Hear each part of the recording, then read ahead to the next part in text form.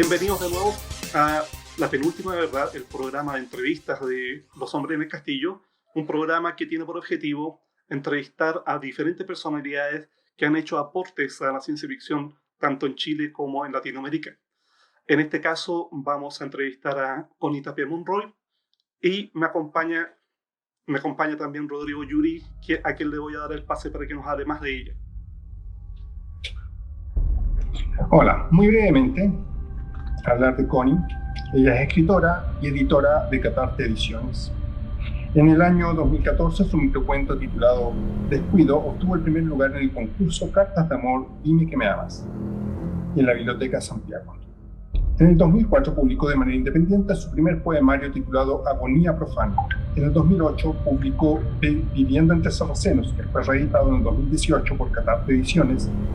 Y en el 2018 la editora cartonera de Bolivia publica su libro de microcuentos Rosario. Sus trabajos han sido publicados en diversas antologías y revistas. Actualmente en la ciudad de Arica dirige el taller de creación literaria La Licuadora.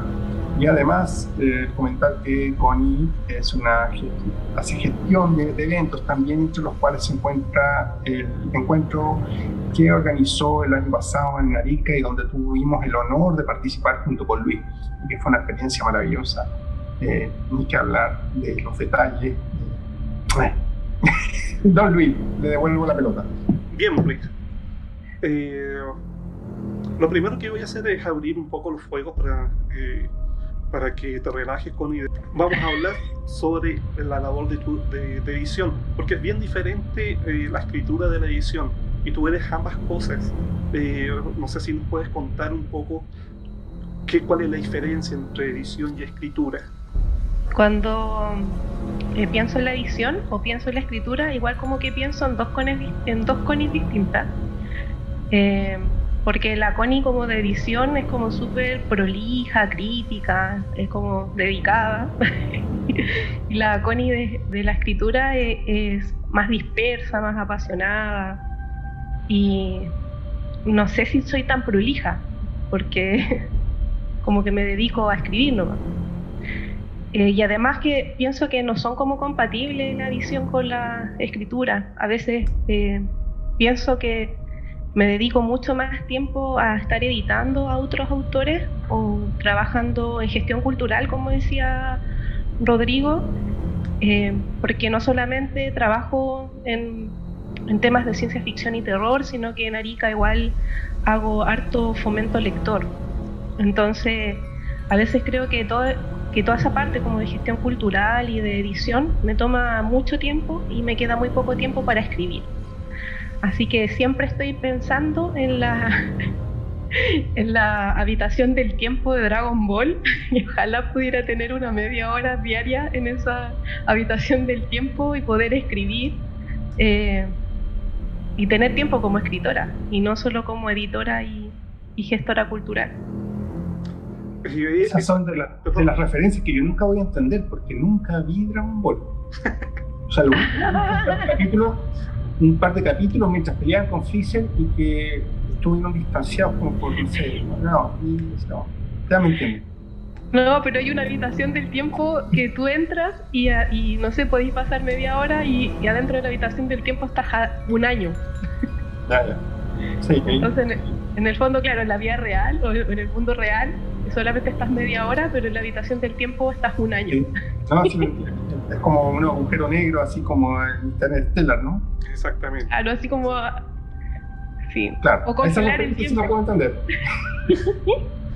o congelar el tiempo y mientras todos estén congelados, tú escribís.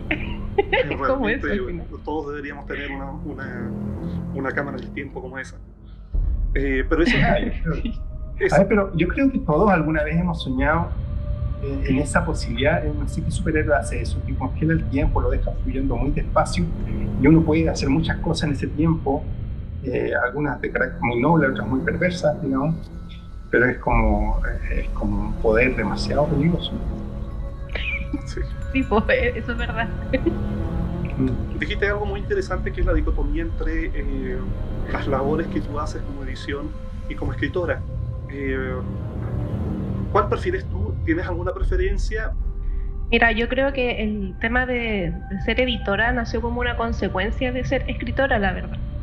Porque, bueno, yo soy ingeniero civil en geografía de profesión.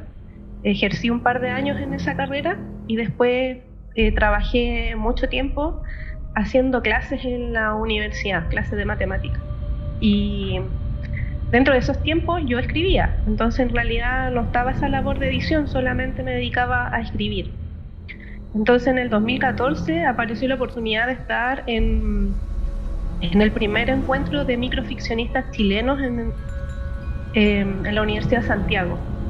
Y bueno, conocí mucha gente ahí, muchos escritores de Argentina y de Perú, y se me ocurrió en ese momento hacer un proyecto que se llama Juegos Cruzados, y convoqué a escritores de Perú y de Argentina e hicimos un carrusel literario en torno a la microficción de relatos más eróticos, más pervertidos, más oscuros también.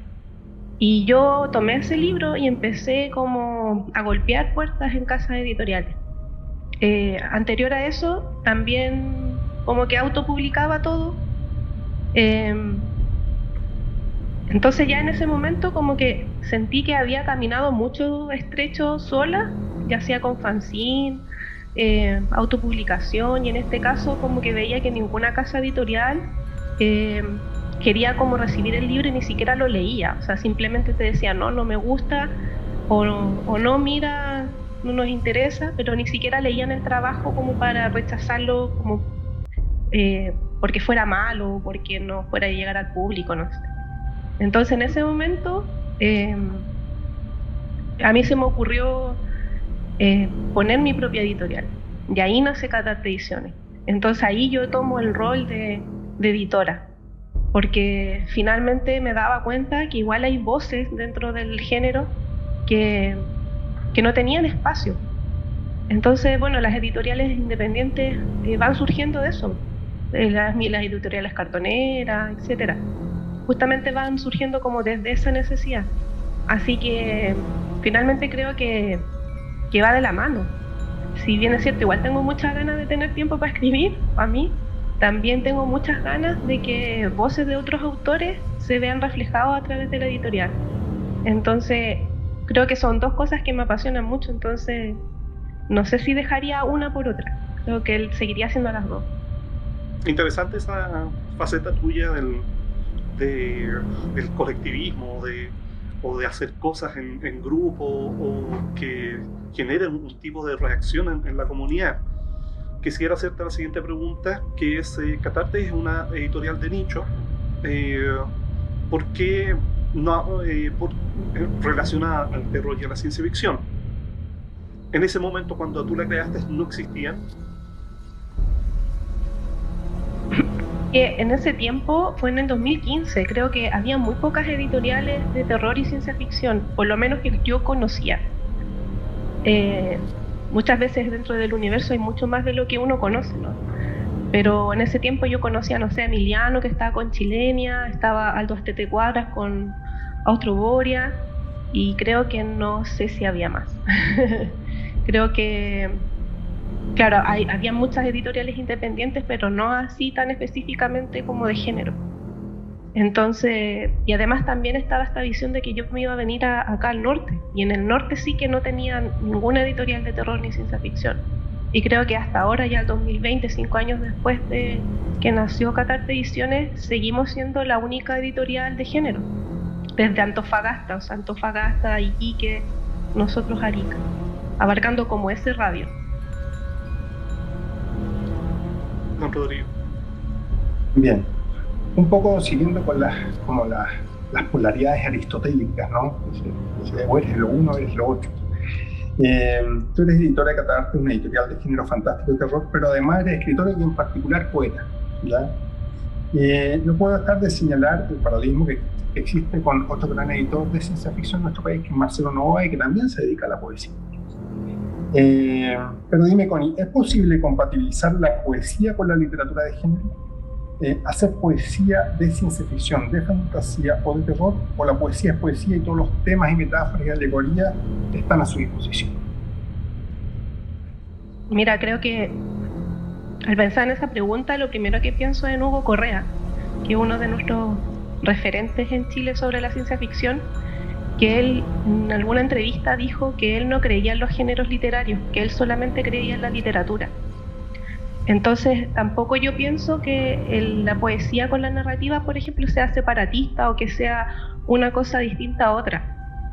Philip K. Dick también en algún momento dijo que si él no corrigiera sus textos, él se dedicaría a ser poeta y no narrador, casi como ninguneando a los poetas y poniendo como arriba, como casi dioses, a los narradores, ¿no? Y yo no veo la literatura de esa forma, yo no la veo de forma vertical, la veo de forma horizontal. O sea, la literatura es literatura y también me pasa lo mismo cuando yo empecé a escribir, no empecé a escribir pensando que estaba escribiendo literatura de terror ni de ciencia ficción. Yo solamente comencé a escribir de los temas que a mí me interesaban, de los temas que yo quería reflejar dentro de estos mundos que creaba a través de la escritura.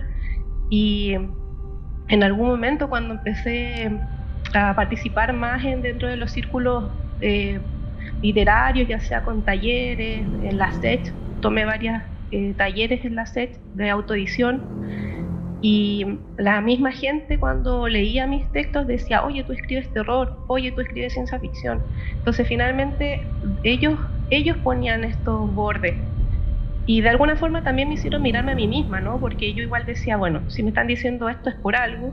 Y yo decía, bueno, en realidad todos mis referentes literarios tienen que ver, no sé, con Tolkien, con Lovecraft, con Poe. Me gusta mucho Asimov, Ray Bradbury. Entonces al final igual me daba cuenta que sí estaba dentro de estos géneros, pero no con la conciencia misma de que yo quisiera escribir ciencia ficción.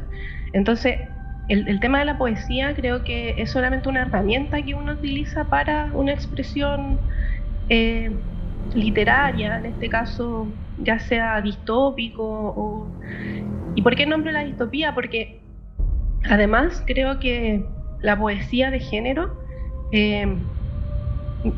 quizás a lo mejor en Chile no tenemos así exponentes como decir, no sé, X escritor de género, pero sí tenemos poetas que han escrito, por ejemplo, poesía distópica, como Oscar Hans o Gonzalo Millán, o no sé, también se me vienen a la cabeza,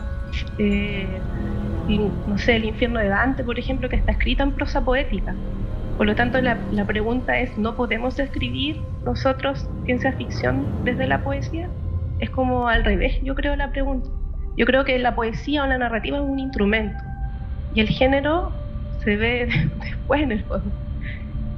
Esa es mi opinión, porque yo veo la literatura de forma muy vertical, ¿no? O sea, muy horizontal, no vertical.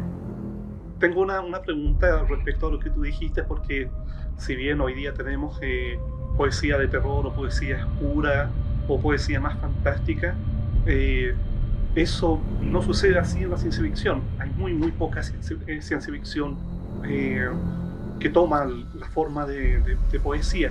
¿Tienes alguna opinión o tienes alguna teoría de por qué esto sucede tanto desde el mundo de la poesía hacia la ciencia ficción o de la ciencia o de los escritores de ciencia ficción que no escriben poesía? Pucha, no sé, qué difícil, es como tomar no sé, quizás habría que estudiar un poco más, porque creo que también el análisis poético desde la poesía de género también quizás desde mi conocimiento sea un desconocimiento puro en realidad como con respecto al tema, porque no sé, por ejemplo, está Teresa Wilmont, que ella hace literatura oscura, y yo no creo que en ese momento ella pensara que estaba escribiendo como los poetas malditos, por ejemplo. Yo creo que ella se expresaba solamente a través de su poesía, y nosotros ahora encasillamos su poesía como escritura maldita o escritura oscura. Lo mismo pasaba con Alejandra Pizarnik, por ejemplo. Entonces yo creo que dentro de la poesía, no sé si la gente existe como un separatismo de decir, mira, yo solo voy a escribir poesía, pero no voy a escribir poesía de ciencia ficción, o no voy a escribir poesía de terror, o al revés. O yo voy a escribir poesía de terror y poesía de ciencia ficción. Yo creo que hay poemas que tienen elementos de género, como te comentaba, por ejemplo, Oscar Hans, que cuando él habla en su poema de Hiroshima, por ejemplo, él toma elementos distópicos porque habla de ciudades destruidas, de ciudades abandonadas, o también, no sé, El arte de morir, el libro que tiene, habla mucho de la muerte, habla de este diablo que le habla a la orilla de la cama y que le susurra cosas, o habla de este demonio que juega con él al ajedrez. Entonces yo creo que dentro de la poesía quizá habría que hacer un estudio, creo que sería muy interesante saber dónde encontrar poesía de género. Ahora, no sé si te respondí la pregunta. Pero puedo hacer otra, desde otro punto de vista. ¿Qué opinas de la idea de que la racionalidad de la ciencia ficción versus la sensibilidad de la poesía, si bien no es un abismo insalvable, sí es difícil de congeniar o de juntar? Pucha, no sé. No sé, yo cuando escribo siento que me sale tan natural, entonces no veo que no se pueda como congeniar. No sé si ustedes leyeron un libro de El Conde Lautréamont, Los cantos de Maldoror. Eso están escritos en prosa poética. Bueno, sí. Entonces, sí, claro, creo que es un instrumento la poesía. Simplemente no hago diferenciación entre una cosa u otra. O sea, y respondiendo a la pregunta de Rodrigo Juri, literatura es literatura. Independiente del instrumento que tú ocupes, ya sea un microcuento o no.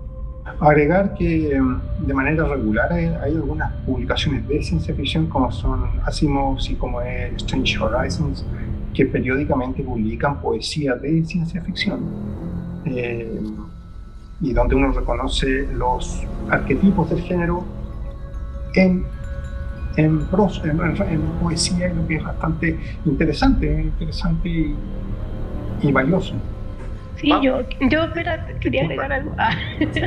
Sí, es que yo por eso decía como el tema como de investigar un poco más, porque a mí me pasaba con la microficción, por ejemplo. Al principio, cuando empecé a hacer fomento lector en los colegios, ocupé hartos microcuentos de terror, porque es fácil encontrar microcuentos de terror, pero microcuentos de ciencia ficción me era muy difícil de pillar. Y yo después empecé a indagar, claro, y hay muchos como fanpage o grupos así por Facebook, donde muchos autores escriben microficción de ciencia ficción. Entonces también es un poco como indagar, buscar, claro, quizás no es como tan famoso como el libro de Asimov, el libro de Ray Bradbury, el libro, pero de que hay, entonces también es como un poco escarbar y buscar. O simplemente no es necesario hacerlo, o sea, no es necesario hacer ninguna investigación, básicamente porque, como ustedes mismos dijeron, no es relevante que la ciencia ficción se exprese por una o por otra parte.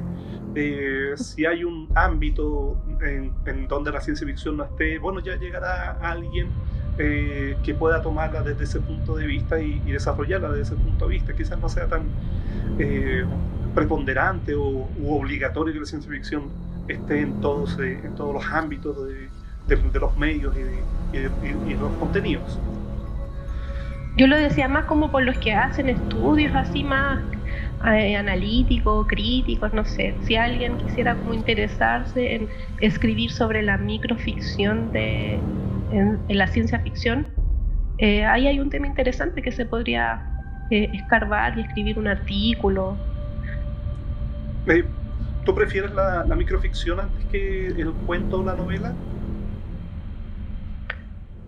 Mira, yo empecé a escribir microficción cuando estaba embarazada y cuando después tuve a mi hijo. Entonces sentía que para mí era una herramienta súper como eficaz para expresar cosas instantáneas en ese momento. Pero a mí me gusta el cuento breve, o sea, no sé, 1000 palabras, 2000 palabras, creo que se me hace muy fácil. Y nunca he escrito una novela, creo que es un desafío igual para mí escribir una novela, porque me gusta pensar en estas historias cortas que a veces como que son muy pulp también, así como que pasa rápido y después remata. Claro, entonces por eso creo que me acomodaba también, me acomoda el microcuento. Pero ya escribí un libro de microcuento que es Fantasmagoria, que no lo he publicado, pero sí gané una beca de creación literaria en el 2018 y creo que ya cumplí mi misión.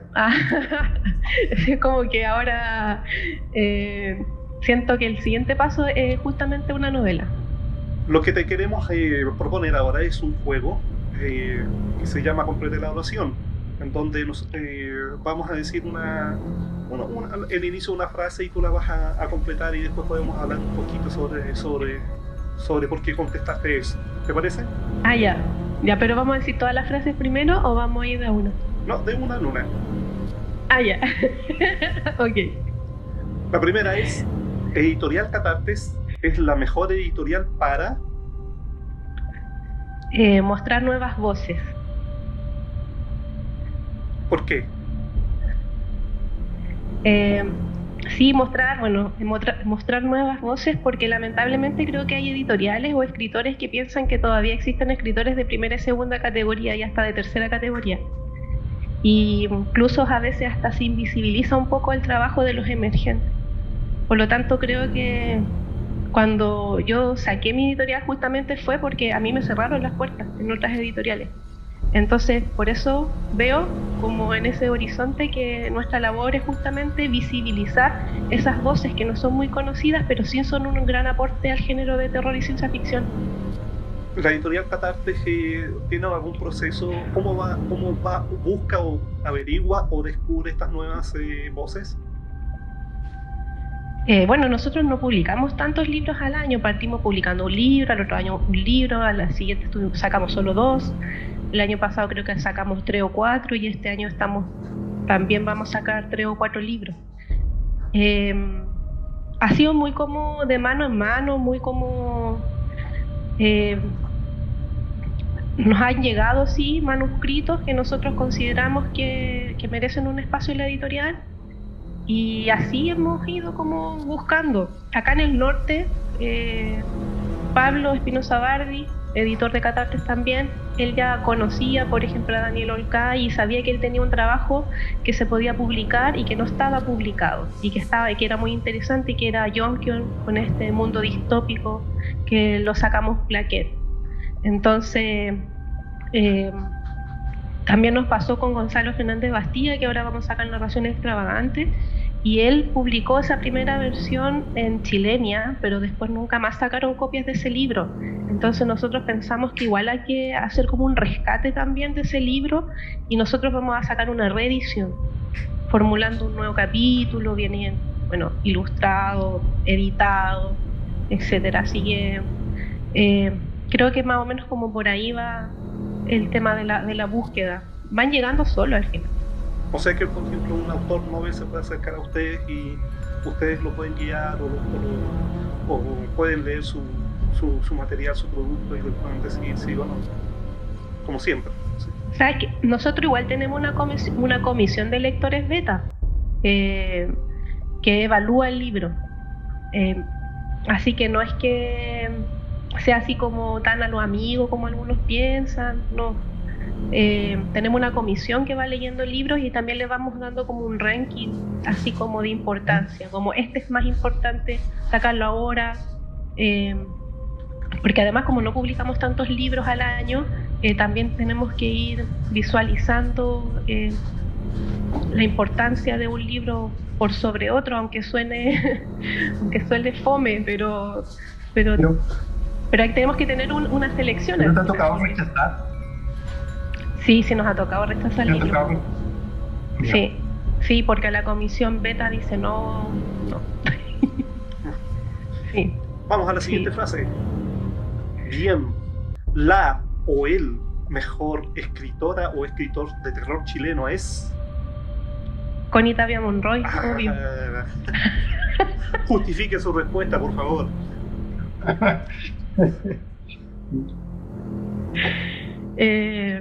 Oye, no, igual me pusiste de aprieto cuando dijiste la mejor escritor de terror chileno. ¿Por qué tienes alguna rival? No, no rival, pero yo cuando conocí a Pablo Espinosa Bardi, editor de Catarsis, yo lo conocí como el mejor escritor chileno de terror.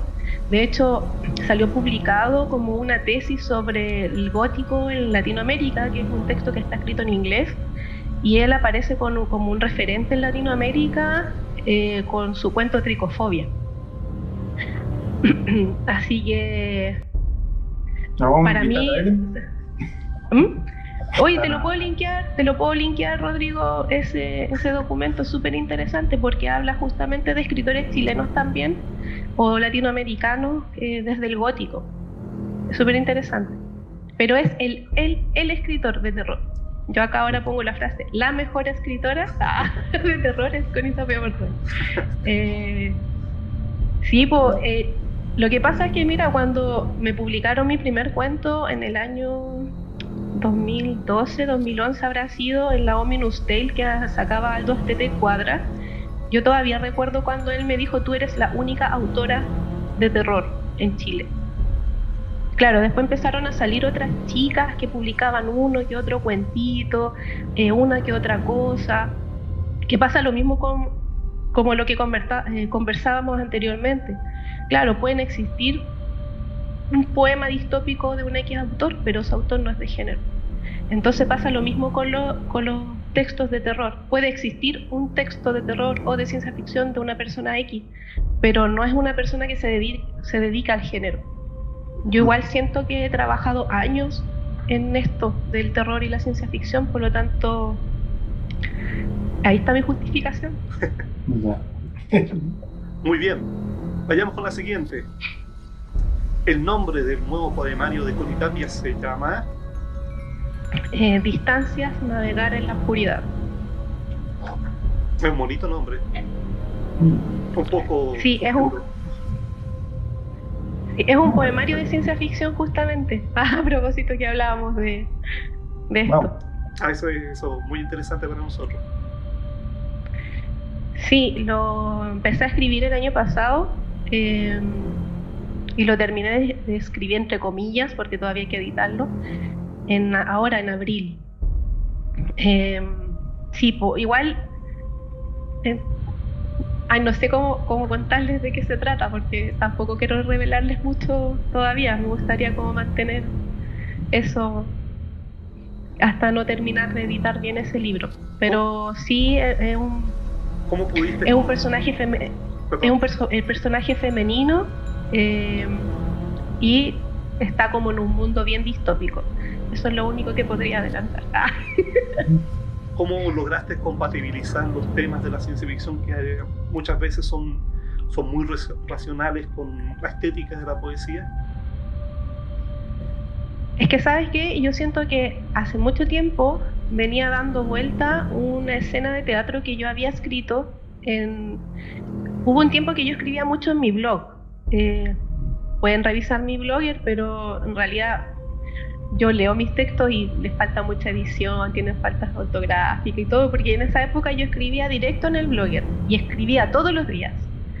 Entonces había un tema recurrente ahí que tenía que ver en el fondo con un taller mecánico donde había un inventor que creaba androides. Entonces tenía una escena de este personaje, de este científico que estaba reparando un androide, y después me daba cuenta que también volvía a repetir esto en otro texto que también era una escena de teatro donde hacían compra y venta de piezas robóticas, pero era a través como de la clandestinidad.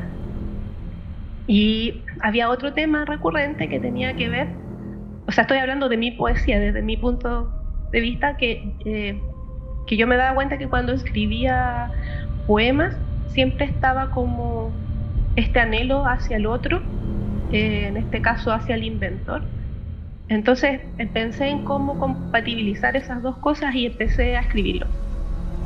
Después me di cuenta que, claro, tenía elementos como viajes en el tiempo, viajes a Marte y nada, de ahí empecé y ahí armé la idea, pero no es lo mismo que respondí creo anteriormente. No es que me haya planteado esta vez voy a hacer un poemario de ciencia ficción, sino que simplemente lo pensé. Después claro, cuando algunas personas me leyeron ese poemario, porque me gusta a mí compartir lo que escribo y también recibir una retroalimentación con lo que hago y escuchar a un otro también que te vaya orientando. Ahí surgieron también otras ideas y empecé a encauzar el poemario hacia algo como con una columna vertebral que fuera más como de género, sí. Muy bien, esta frase me gusta mucho porque te va a poner en aprietos. Connie Tapia, cuando escribe, se vuelve... Hay una sombra gris, negra, como una nube gigante, como tormenta. ¿Y eso por qué ocurre? ¿Te cuesta mucho escribir o simplemente te pesa el tema de la escritura? Explícanos un poco cuál es el sentimiento que tienes al escribir. No, porque me conecto mucho con los personajes. Entonces, por ejemplo, si es algo poético, y casi siempre mis personajes son bien enamorados también, entonces, pero son bien enamorados de cosas imposibles o bien enamorados de cosas que nunca van a obtener o de cosas como fantásticas. O sea, entonces en el fondo es como enamorarse de algo que no existe o que nunca va a poder tener. Entonces, estoy hablando desde la poesía. Entonces, claro, cuando escribo un texto desde ese corte yo sufro con el personaje igual. O por ejemplo cuando escribí el cuento de Poliedro 6 y lo terminé de leer, yo me puse a llorar después cuando terminé de leerlo. ¿Por qué fue eso? Pero es verdad, porque yo sé lo que le va a pasar al personaje después de eso que ocurre al final de ese cuento. Entonces me dio mucha tristeza, me dio mucha pena. Bueno, porque al final ese cuento es como la punta del iceberg de la novela que quiero escribir. Entonces, yo ya sé lo que van a pasar con algunos personajes, entonces de verdad igual sufro con eso, sufro con sus destinos también. Connie Tapia, esta es la última. Connie Tapia es la gran dama de la oscuridad chilena, obvio. La gran dama de la oscuridad chilena. ¿Sabéis que esa frase me la decía mucho Tetué, Gonzalo Fernández Bastía? Cuando nos conocimos hace mucho tiempo atrás, que era en la época que estaba el boom de Chile el Terror, Fantasía Austral, Ucronía Chile. Nosotros nos hemos juntado con algunos de los chicos que participábamos como en esos blogs, en esas páginas o en esos grupos, que en el fondo era como el mundo paralelo a ustedes, porque ustedes son como una generación antes que la nuestra.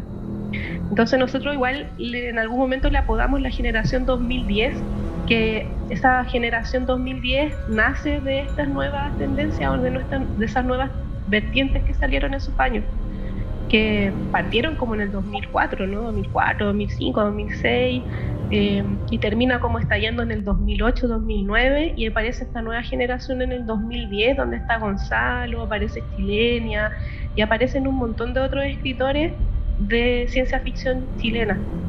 Entonces él siempre me decía que yo era la dama de la oscuridad chilena, pues desde esa época, estamos hablando hace 10 años atrás. ¿Cómo fue que llegaste ¿Cómo fue que llegaste a la ciencia ficción o al ambiente local de la ciencia ficción chilena? Mira, la verdad es que yo siempre fui como muy atraída como con todo.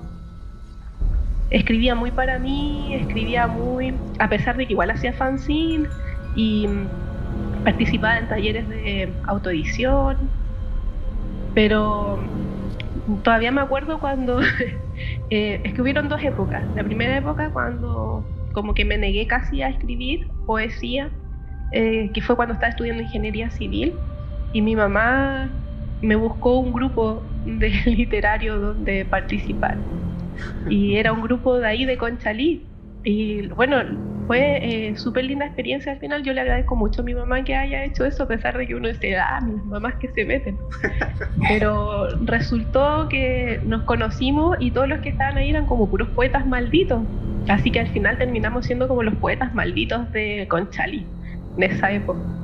Y ahí volví a escribir mucho y fue cuando terminé de escribir Agonía Profana, que fue el primer libro que autopubliqué. Después de ese periodo también como que me perdí un poco, porque claro, uno se trata como de meter en la cabeza de que la ingeniería no es compatible con la escritura. Y ahí fue cuando mi hermano, que a él le gusta mucho la ciencia ficción, el Marcelo, llegó un día con un libro de Mike Wilson que se llama Púgil. Y ahí él me dice, no, mira, estos autores están escribiendo ahora, y me trajo después de Jorge Baradi, el Yggdrasil, y después me llevó uno de Álvaro Bizama, que era Caja Negra. Después me empezó a invitar a unas charlas que hacían en el Británico y empecé a ir con él a esas cosas raras. Y después, claro, me contacta un amigo de España, que es Juan Tonja, que él me dijo, amiga, me dijo aquí... Me dijo, usted tiene su blog, ¿cierto? Porque él me ayudó a crearlo. Y me dijo que lo activara. Y ahí empecé a escribir en el blog y me empecé como a linkear con estos grupos como Fantasía Austral, Cine del Terror, a pesar de que yo nunca participé con ellos directamente. Solamente fui muy desde afuera. Yo observaba la escena. No fui parte de la escena, sino que la observé desde lejos. Pero sí me hice amigo de Gonzalo, porque todo esto se vivía a través de Twitter. Entonces en Twitter con Gonzalo nos hicimos muy amigos y después nos conocimos, y desde ahí yo creo que me vinculo más a estos grupos. Hay una lista interesante sobre los blogs, porque obviamente en algún momento entre los 2000, 2005, 2006 hubo un boom de género, de literatura de género que se desarrollaba y tenía su ecosistema en los blogs. ¿Cómo ves tú esa época? ¿Se vio como experimento? ¿Se vio como laboratorio? ¿Qué va a pasar con esos contenidos que están en esos blogs? Ay, no sé. Es que hay mucho contenido de blog que quedó ahí, así como también hubo mucha gente que eliminó los contenidos de los blogs. Entonces, no sé, eso depende como de cada persona que lo lleva, porque yo siento que igual ahora se han activado los bloggers, justamente por esta tecnología, o sea, por esto de que estamos como confinados, encerrados, estamos volviéndonos, entre comillas, más tecnológicos y nos estamos expresando de nuevo a través de redes. El blogger de nuevo aparece como una herramienta para postear, ya sea videos, textos, reseñas. Bueno, la misma Alcif, que tiene su plataforma en Blogger y donde publican constantemente reseñas y contenido de ciencia ficción. Entonces al final creo que es una herramienta que resurge. Es como que todo es cíclico. Hay cosas que se hacían hace 10 años atrás y ahora de nuevo las volvemos a hacer. ¿Rescatarías tú el contenido que tú tienes en esos blogs para hacer un librillo? O sea, sí, pero tengo que editarlo todo porque de verdad que si tú lo lees es un desastre. Mira, pero Canciones Diabólicas, es que el libro que voy a sacar este año, justamente es la compilación de relatos de terror, que según yo, los mejores que publiqué en algún momento, y esos van a salir publicados en ese libro, ahora este año. Como editora, ¿cuál es tu evaluación del estado de los géneros o del género de ciencia ficción o de terror o del conjunto en los últimos 5 años? ¿Qué has visto? ¿Qué sientes? ¿Qué pasa? Bueno, creo que lo dije como anteriormente, que por lo menos hace 5 o 10 años atrás había muy pocas editoriales de género, o sea, por lo menos las que yo conocía. Y en cambio ahora no, pues, han surgido muchas editoriales nuevas, que rescatan obviamente autores de distintos sectores, del sur, del centro del país. En este caso nosotros que estamos abordando el norte, a los escritores del norte. ¿Y cómo entonces nos va creo que... ¿Cómo? ¿Cómo nos va con el flanco de los lectores? ¿Cómo nos va con los lectores? ¿Cómo lo sientes tú? ¿Se ha expandido el mercado? No sé, que yo creo que igual va como de manera exponencial esto de la ciencia ficción y el terror. Creo que de poco a poco va marcando terreno y como que se va reivindicando nuevamente las lecturas de ciencia ficción y terror, porque en algún momento, por ejemplo, hasta casi se sacaron de los planes lectores de los colegios.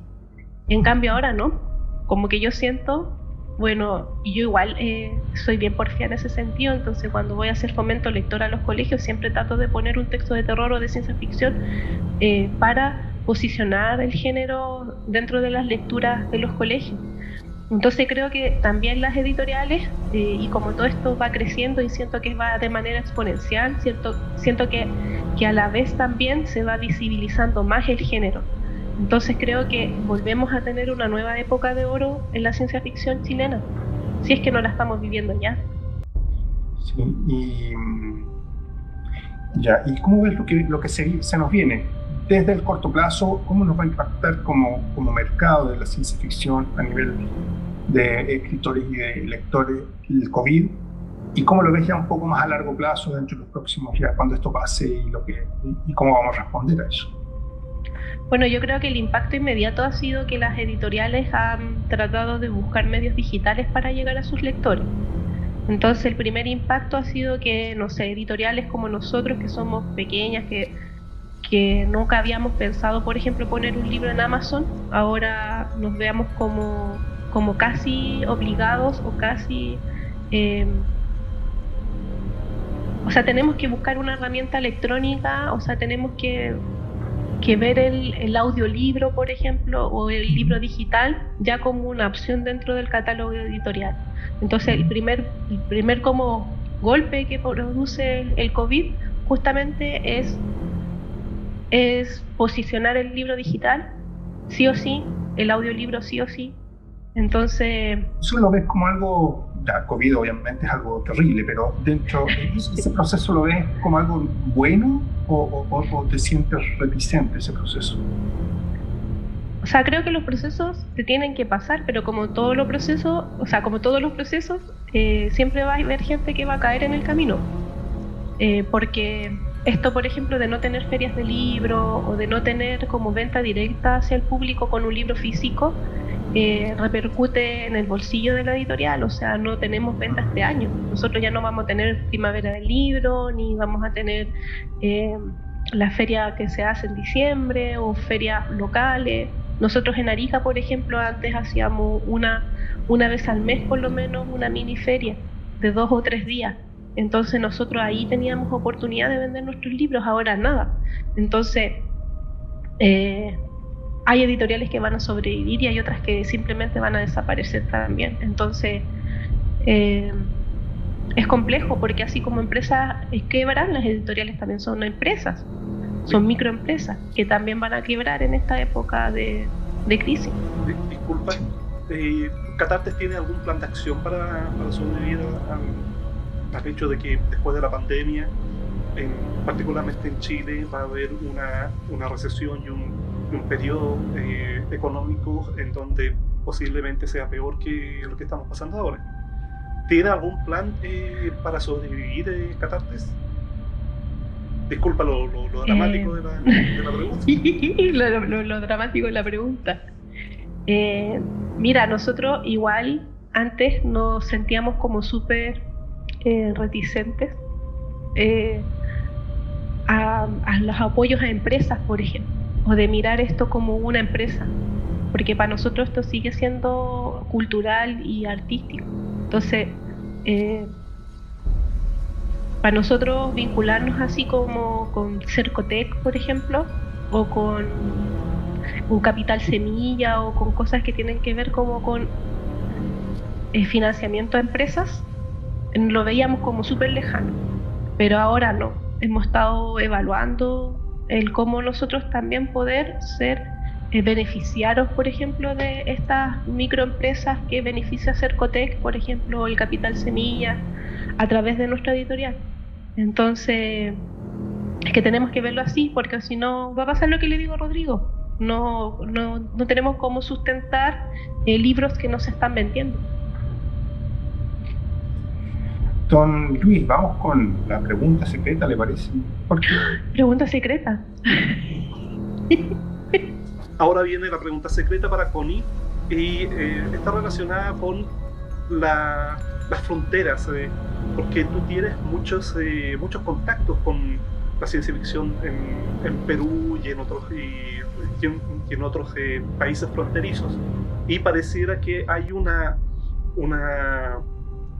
permeación de entre las fronteras, si es que existe el término, si no me dan un coscorrón, y pareciera que se está creando un polo multinacional independiente de los centros en Santiago o en Lima, y que se están potenciando entre ustedes, entre las fronteras, para hacer finalmente una ciencia ficción, un terror, una fantasía propia desde el área, desde la región.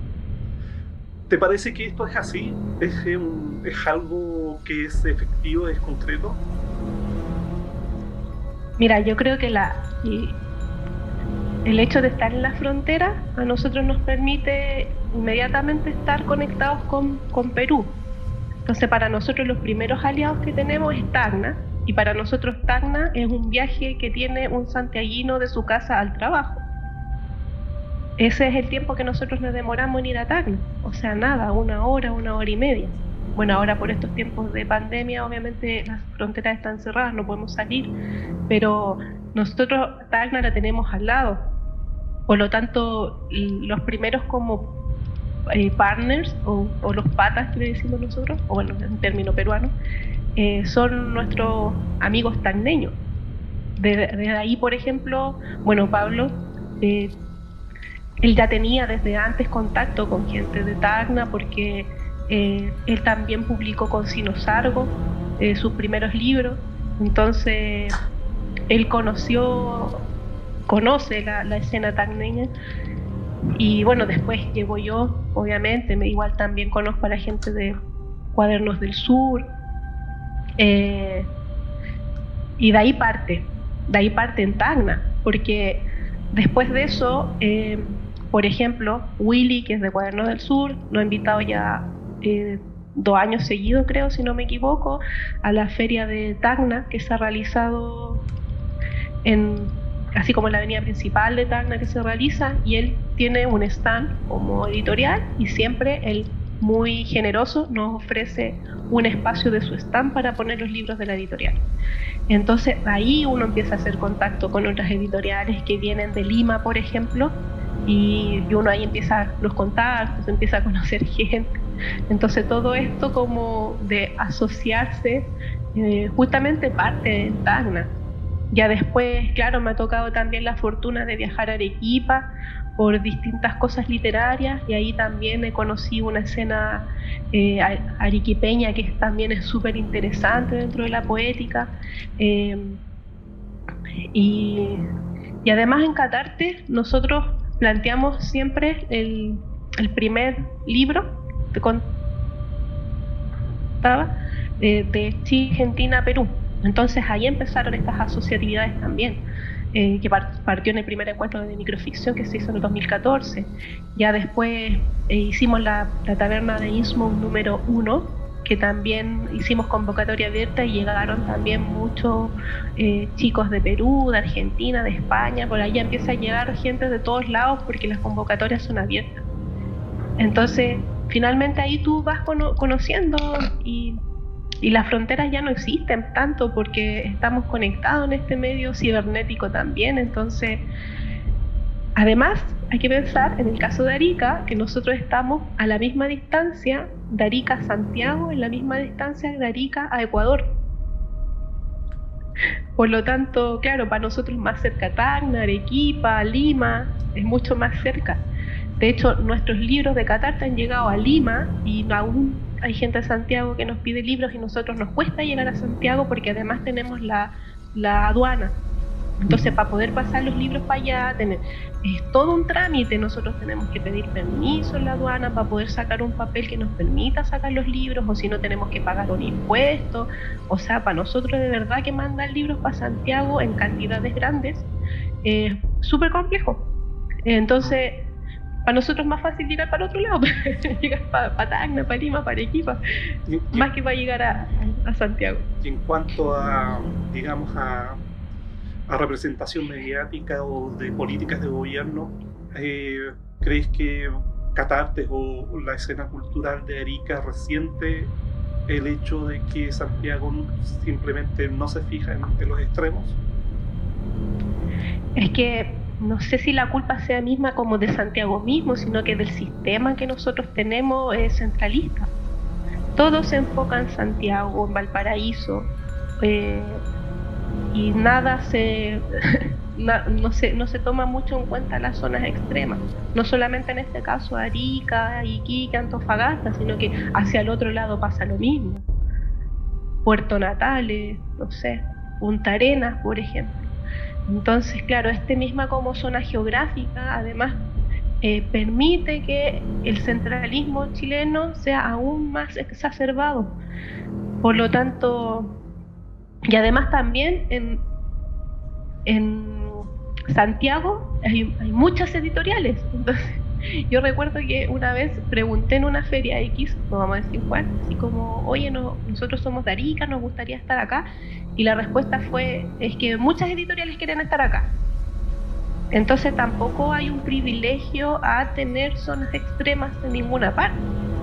O sea, simplemente nosotros caemos en el mismo saco de la misma editorial que está en Santiago. Y entonces para nosotros es aún más difícil entrar en ese circuito. Por eso es más fácil llegar a Lima. Estamos más al lado. Porque allá no te cuestionan eso. Es como, una editorial de terror y ciencia ficción. No, mira, nosotros tenemos. O sea, hay otra visión también. A mí me gusta mucho la escena peruana. Encuentro, además, que por ejemplo, llegar a un colegio con un título, o llegar a un colegio a hacer fomento lector con una profesora Tacna, por ejemplo, es maravilloso, porque además el nivel cultural de lectura que tienen la gente en Perú es realmente maravilloso. A mí me gusta mucho trabajar con ellos. El año pasado hicimos un taller de creación literaria de microcuentos así muy rápido con la gente de la licuadora allá en Tacna. Y nada, quedaban fascinados. La gente es muy agradecida además y muy educada con lo que uno pueda entregarle a la comunidad. Entonces también hay otra visión ahí. Es súper enriquecedor. Muchas gracias. La última pregunta de la entrevista es si, según tu opinión, Los Hombres en el Castillo, el programa principal de este spin-off, podría tener una panelista femenina, y si hay espacio para un programa de mujeres que hablan de ciencia ficción. Pero esa pregunta no la debería de responder yo, la deberían de responder ustedes. ¿No es cierto? No, yo creo que ya sé por qué Luis hace esa pregunta. Porque yo cada vez que sale un programa del capítulo de Los Hombres en el Castillo, yo lo comparto y siempre digo, ojalá existan mujeres en el panel de Los Hombres en el Castillo. Pero después que lo posteo, igual me muerdo la lengua, porque a veces cuando uno reclama, piensa que es uno la que quiere estar como de panelista, y en verdad yo no soy la que quiero estar de panelista en ese programa con ustedes. Pero sí creo que podría existir esa posibilidad, porque vuelvo a decir sobre el tema de la horizontalidad. O sea, creo que debería haber un equilibrio, ¿no? E independiente que el programa se llama Los Hombres en el Castillo, creo que podría haber una o dos panelistas mujeres fijas en su programa, porque finalmente la visión de un hombre no es la misma que la visión femenina. Pasa lo mismo cuando un autor quiere escribir desde una voz femenina. A veces de verdad que no les resulta muy bien a los hombres escribir desde una voz femenina. Es más tosco, no es tan sutil. Por lo tanto, creo que también la mirada de la ciencia ficción necesita como esa mirada femenina que es muy distinta. Las mujeres nos fijamos en cosas que los hombres no se fijan. Entonces, ahí es lo interesante de poner distintas visiones en un panel. Yo por eso lo veo como de manera equitativa.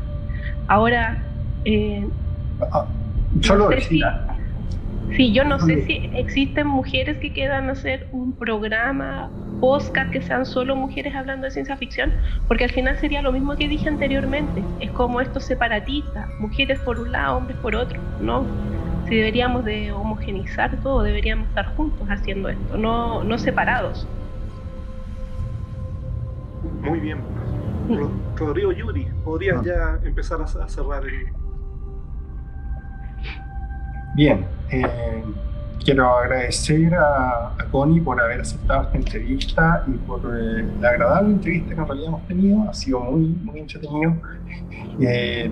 Gracias Luis también por guiar esta entrevista y los invitamos a todos a seguir conectados a Los Hombres del Castillo y a nuestro spin-off La Penúltima Verdad.